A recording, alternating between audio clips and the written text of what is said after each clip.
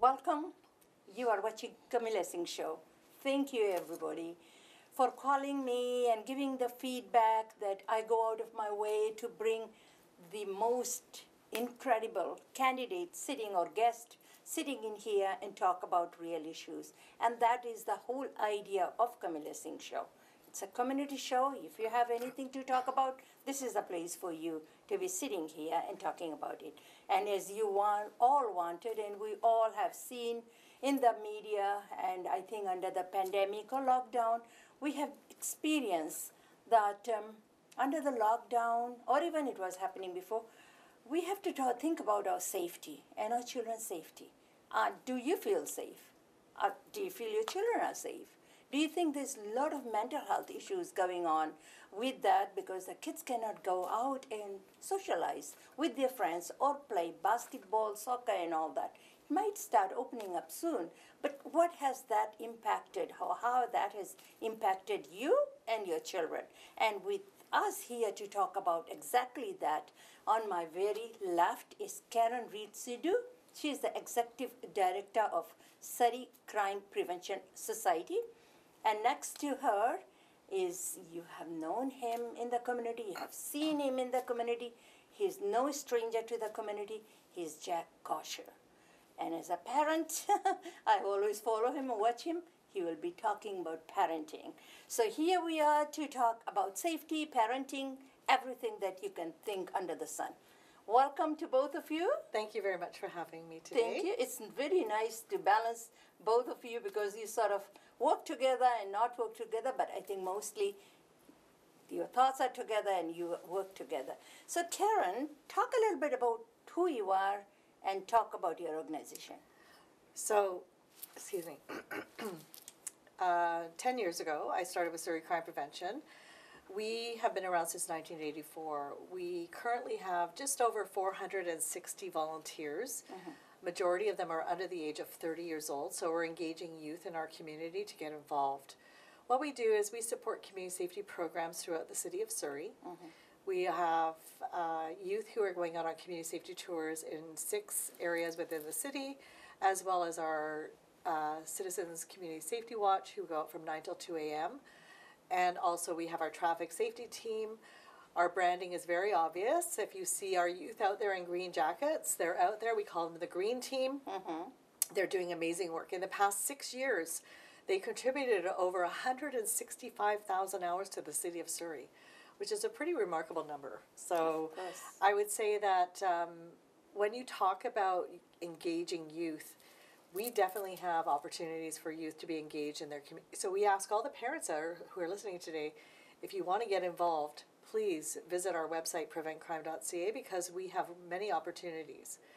When you look at what's going on in the Lower Mainland, specifically now because of the pandemic, kids are really isolated. Yes. So it's never been more important to get them involved in their community and engaging them. We also have a program for vulnerable youth, and we team them up with mentors, university students who have been trained to be mentors for youth who are from the ages of 12 to 18. Mm-hmm. This program is a remarkable program, and we have seen tremendous success. Mm-hmm. So that's a little bit about us. Okay. I have another question, but I'll wait. And the next to her is Jack Kosher. And like I say, he's very well known in the community, has done many volunteer work and all that. And we're going to talk a little bit about that. But most focus, I want to talk to him about parenting. We sometimes don't spend as much time we should with the kids. And I know he's a great father, 2 teenage boys. I follow him on social media, and the dogs as well. So we're not going to talk about dogs, but about parenting, because whatever he does in the community, but end of the day, I think is so important to be going home and spending time with your children.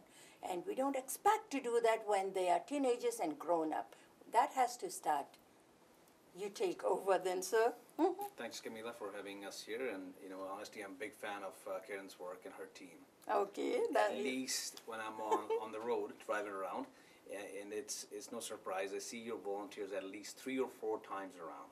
And as you say, green team or That's nice to hear. green volunteers, like every single time. There hasn't been a day when I drive around the city and I don't see kids in green jackets doing the volunteer work. So thank you for doing that for our community. Well, thank you for what you do as well. So as soon as my kids are at a certain age when they can join, they'll be joining her team for sure. And again, a lot of good things you said, and I think every parent should do that.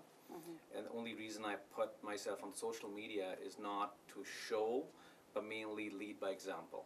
Yes. If I'm doing something with my kids, maybe somebody else will get inspired by that. And it was, hey, I went to a cell phone repair shop one day.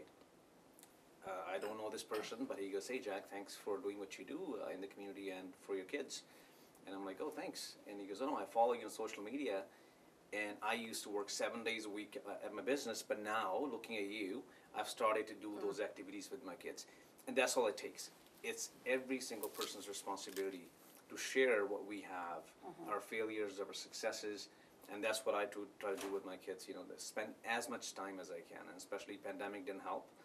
Like you said, they were isolated, and they were feeling they weren't able to do the stuff that they would normally do with their friends. And unfortunately now parenting has changed a lot too. We're not just parents, we're their friends, we're guides, we're teachers, we're mentors. So huge responsibility on parents as well. So it's all about helping each other and supporting. That's what I do. I was going to ask you then, I know your kids are a little bit older now, but how is the discipline come in there? I mean, were you a little bit more disciplined when they were a little younger, and now as they grow up a little bit, you have to be able to be a friend, then a discipliner? How is there any... It's a fine balance, right? You have to have house rules. You have to have ground rules for the kids. But what does that entail? How do you implement that discipline? Does it have to be like, taking away their games or forcefully making them do things? No, I think understanding goes a long ways. And if you can make them understand where you're coming from and respecting them, that's a huge deal. For me, like if you disrespect a kid, you're talking down on them just because you're a parent and you can tell them what to do, it doesn't go too far.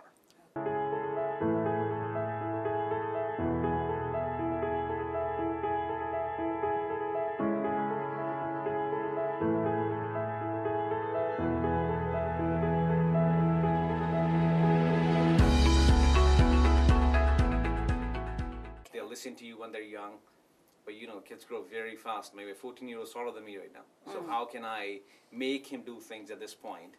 It's the self-respect thing, right? Yeah. He respects me, I respect him. He knows where his dad's coming from, and that's what makes things work out. Right. So there is a lot of communication need to happen 100%. Because it's not like what I'm thinking, or it's his turn to take the garbage out, or recycling, or put the garbage on the street, whatever, the chores, that this has been already, you don't do it when they are older, you do it when they are younger. Just train them that, okay, it's Wednesday, it's a garbage day. Or did I put the garbage out, or I'm getting late for school, right? So that responsibility. Building habits, right? Building habits and showing them the value in doing it. Like what's in it for them. Yes. Like, why should they do it? Yes. Every kid, and we also have to understand they're still kids, right? Of course. So sometimes as adults, we're like, well, you need to do this, this, and this. Well, yeah, but they want to play. So you got to keep that fine balance, reward, a little bit give and take in there. I think one of the things that we really emphasize with our organization is civic pride, taking accountability and understanding what that means. Civic pride is being proud of where you live, being proud of what you do, and seeing the value of what you do in a community. And that pride is so rewarding. We have, right now in the city of Surrey, there's a program called Love Where You Live. So I live in a townhouse complex with almost 200 units. And I have just recently signed up to do Love Where You Live, and I've engaged 16 of the youth in our complex, the young kids, who are ranging from the age of 7 to 12, and I have masks, gloves, all the hand sanitizer, but we have pickers and T-shirts and vests. So the kids are going to go around and clean up. We also have that as part of our program now with Surrey Crime Prevention. So we have Love Where You Live. They go out once a week. Every team goes out once a week, and they're doing that. people are noticing. And when you have your children engaged in activities that is a family activity, when our kids were growing up, my kids are adults now, but when our kids were growing up, we knew who their friends were. We knew where they were. We knew what they were up to. We made sure that they had responsibilities in the house, and until they did their responsibilities, there was no opportunity to do fun things, because you have to have give kids a sense of structure. And I do believe that nowadays we seem to have lost that in many families where there's no structure, because their parents are so busy with their jobs and other activities in the community. We need to take a step back. We have children. We want to guide them, provide them with structure, and give them the best opportunity to be the best adult that they can be. And I think that many families now are struggling because of the pandemic about giving the kids the opportunity to get engaged in the community. Well, I'll give you one example. We have a program called Community Enhancement where we remove graffiti off of different properties in the city. And we had a young offender who was given community service hours through the courts, came to us. He removed all the graffiti off of a whole strip along King George Highway off the hydro poles. The next week he went back and it was all tagged again by taggers for graffiti. He was so frustrated. He said, all my work is down the toilet, basically. And I said, but you know what you learned from that is you gave back. Yes. Now you're going to go back and clean it again, and eventually they'll get the message that they can't tag here. He said that was so rewarding for me, but it was so frustrating for him. So yeah, that's one example. So with the Surrey crime prevention, is it the kid has to live in Surrey to be able to join? No. Okay. We have, right now in our program for vulnerable youth, we have youth coming all the way from Abbotsford. We take youth from the ages of 12 to 18 for that program. We have students, young people who are joining us at the age of 16. They have to be 16 to be a volunteer. Okay. We also have a high school work experience program, because part of the curriculum, they have to have volunteer work experience hours to be able to graduate. So we have a very detailed program about that. We have Delta, Langley, Surrey, Richmond, Coquitlam students sent to us to participate in that program. And we get such amazing feedback from the teachers. It's very structured. They get training. They learn valuable skills. So there's so many different opportunities to have your youth get involved in our organization. All our programs are listed on our website.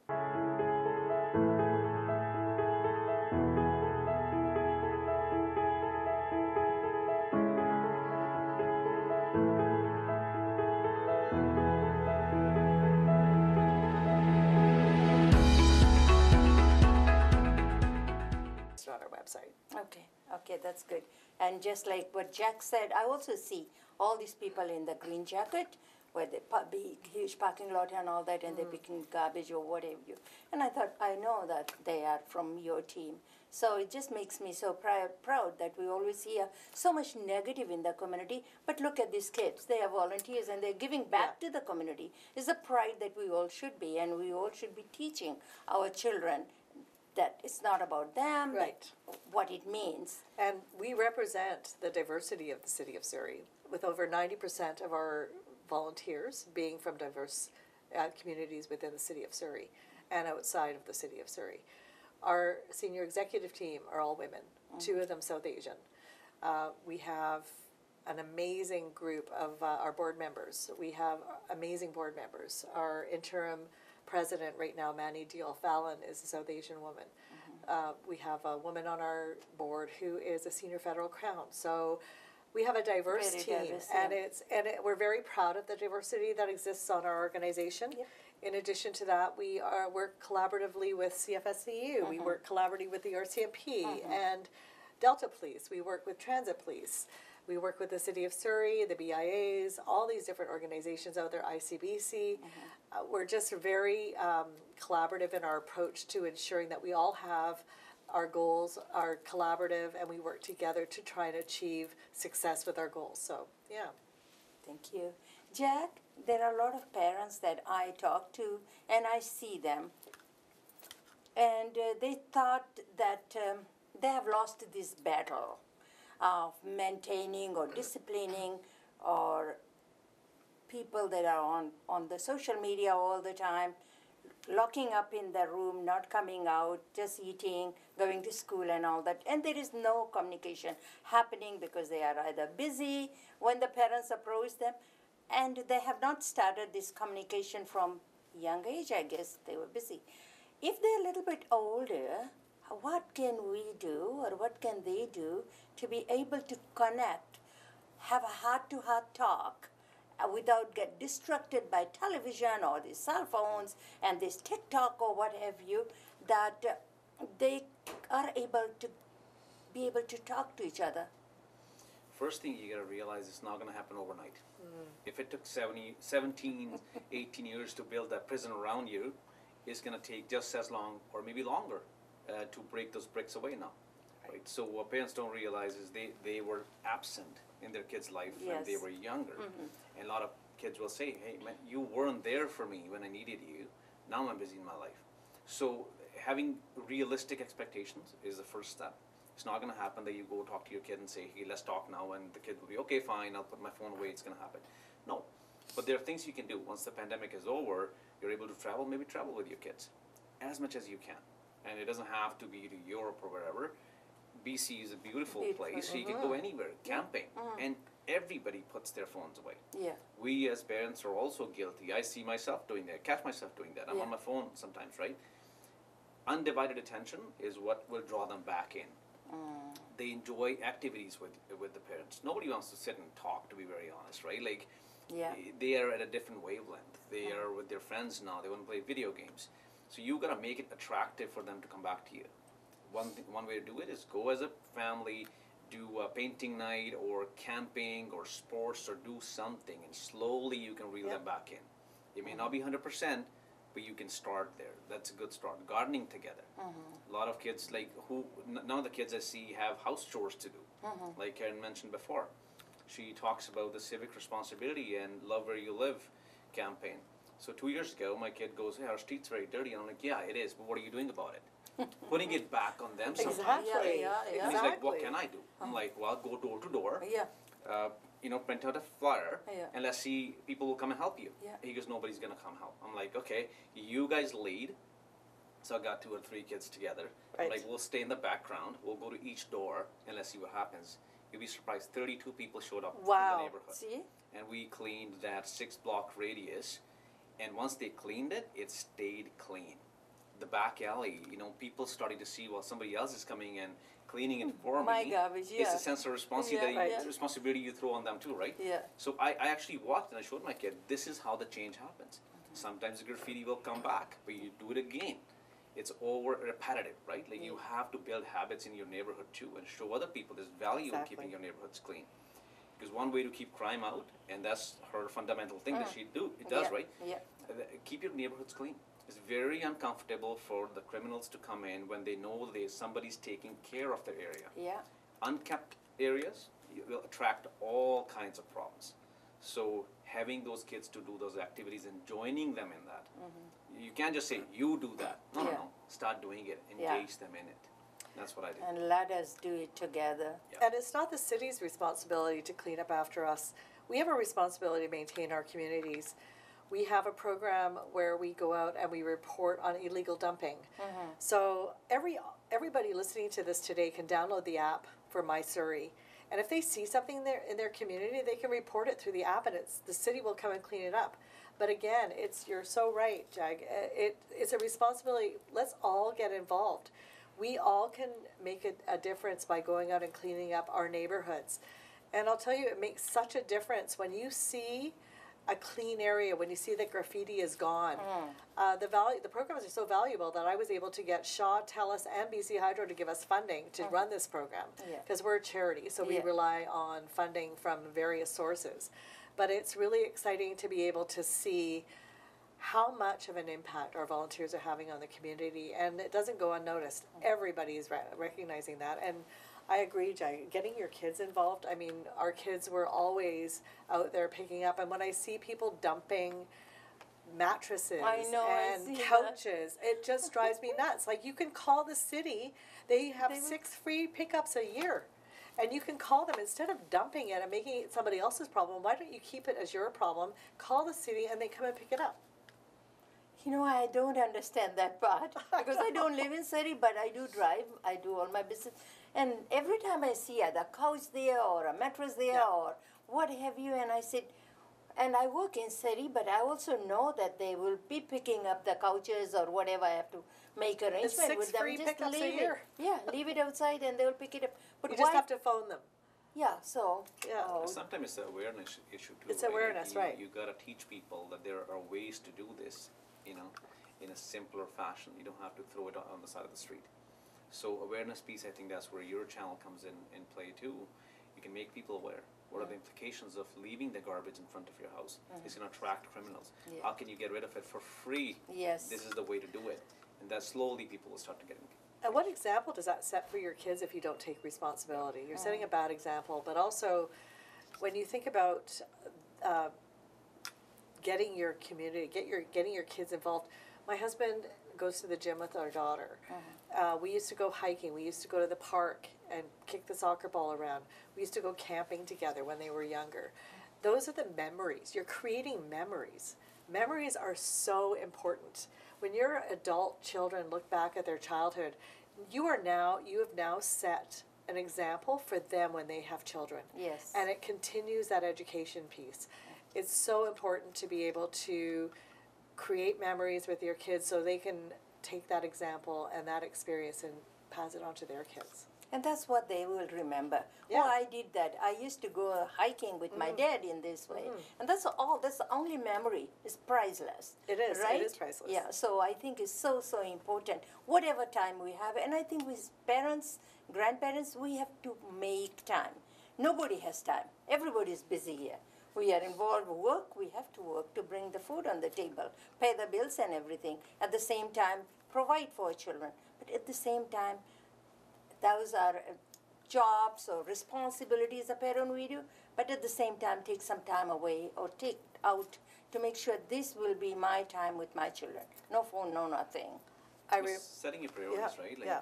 when you say we have to work, what are we working for? We're working for family, for making, we make a decent living, house. We want our kids to have education. But what's the point if we lose our kids in that process? Yeah. You build a fancy house, got a great car, but you lost your kids. So set your priorities right, and that's where you can divvy up your time accordingly. I remember my husband telling me a story about when he was growing up. Obviously, my husband's South Asian, and his father came from India in 1955, I believe. I remember when he was growing up, he was telling me about the fact that if he wanted a new pair of Adidas, he would have to go pick strawberries in the field, and he hated it, but he did it because there was a reward at the end of it. And it was also supporting the family. They worked in various jobs when they were growing up in high school, and that money went to support the family. And we have lost that connection of why are we working? Yeah. We are working to make sure our family is fed, that we have a roof over our head, that we have education for our children. It's not about the latest car. It's not about the biggest wedding. It's not about having the best watch or the best rings. It's about value of family. And that's what is missing, I think, in every community. I think that we've all got caught up in the materialistic part of society, and I think that's really unfortunate. Under this lockdown, there is no big weddings, nothing. I think it's maybe starting to open up a little bit. But I think in our community, if I feel that we compete, if you're going to have one house, I'm going to work 3 jobs to have 2 homes. One to rent as income and one to live in and all that. So I think we need to get rid of that. We all say we came to this country for our children. We had everything back home, either from Fiji, India, or wherever. But we just chose to leave everything to come to this country for our children. Are we really came to the country for the kids? And if we are, then we all have to work, but don't have to have 1, 2, 3 properties. Just have to live a simple life. I think that one of the most amazing values I've learned from being part of the South Asian community through marriage, my father-in-law was the most amazing human being. He passed away recently, but he was amazing, and he was priceless. He had more wealth in his heart than all the money in the world, and he taught all of his kids values. And taught them the importance of being part of the community, and it's so important that we continue with those values. I know, Jackie, your values are so strong with your kids and your family, and I just see it every day when I see him on social media, gardening and going out and doing sports, and you were doing all these different activities with your boys and your family, your wife and your aunt, your dog, and it's just. But that's what it's about. Enjoy right? the nature And as they're well. simple things. They don't cost anything. And like you said, when he was 8, he goes, I'll do all these things with my kids when I grow up. Yeah. And that's the real legacy piece, right? Like or the kids will say, I'm never going to do this to my kids, what you do to me. Yeah. So you choose which kind of parent you want to be. What do you want your kids to take away from you? So lead by example is what I'll say. We all make mistakes. I'm not perfect. 100% I'm not. I make mistakes all the time. But it's learning from these mistakes, right? And telling your kids that failure is okay, right? But teach them, lead them. I'm looking at the clock. Last closing remarks. I really encourage all the parents listening today, if you have young people living at home and they are feeling vulnerable, whether through isolation or being bullied at school, if they just want to be part of something positive, I encourage them to get involved by contacting our organization. We are growing so much and we have so much to offer. And these volunteer hours are critical for their post-secondary education. It's critical for their future careers because they have to have volunteer experience. So we encourage you to visit our website, preventcrime.ca, and they can apply online. And if you want more information, call our office, 604-502-8555.